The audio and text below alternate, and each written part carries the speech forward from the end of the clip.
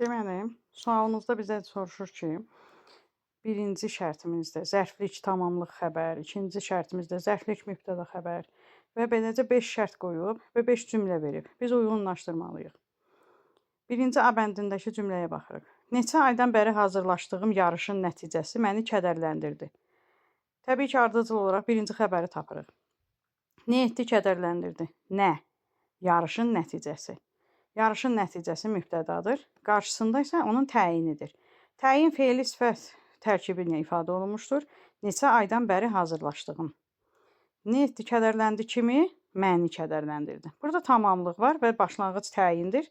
Deməli, A bəndi 3-cü şərtimizə uyğun gəlir. B bəndi. Ramiz maşınların düzgün işlədiyinə əmin olaraq ofisə qayıtdı. Nə etdi, qayıtdı? Kim? Ramiz. Cümləmiz mübtəda ilə başlayır. Şərtlərimizdə buna uyğun olan yalnız 4-cü şərtdir ki, mübtəda ilə başlayır. Nə etdi, qayıtdı? Hara? Ofisə qayıtdı. Və nə şərt altında? Hansı tərzdə qayıtdı? Maşınların düzgün işlədiyinə əmin olaraq. Yenə fe'li bağlama tərkibi ilə ifadə olunmuş zərflikdir. C bəndinə baxırıq. Həqiqi sülhü təmin etdiyinə görə hər kəsin haqqı təmin olunar. Nə edər? Təmin olunar. Nə? Hər kəsin haqqı. Mübtəda xəbər cümlənin axırındadır.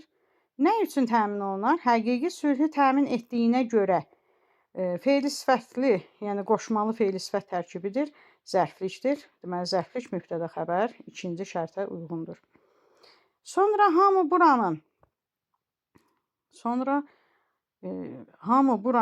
ən yaşlı sakini Süleyman dədəyə baxdı.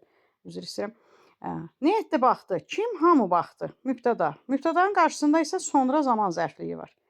Zərfliklə mübtədanın arasında, xəbərin arasında baxırıq ki, kimə baxdılar? Süleyman dədəyə. Hansı Süleyman dədəyə? Buranın ən yaşlı sakini. Baxın, bu da birlikdə 3-cü növ təyini söz birləşməsidir. Keçmiş qayda ilə deyəndə. Deməli, oldu zərflik, mübtəda, təyin, tamamlıq. Kimə baxdı? Süleyman dədəyə, xəbər. Deməli, bu oldu 5-ci şərtimiz D ilə. Və sonuncu şərtə baxırıq E-yə. Daha çox tanınmaq üçün kitab yazmalısınız. Siz yazmalısınız. Burada mübtədamız verilməmişdir. Nə etməlisiniz, yazmalısınız? Nəyi yazmalısınız? Kitabı, qeyri-müəyyən, vasitəsiz tamamlıqdır. Və nə üçün bunu yazmalısınız? Daha çox tanınmaq üçün. Məqsəd zərfliyimizdir. 1 E bəndinə uyğun gəlir.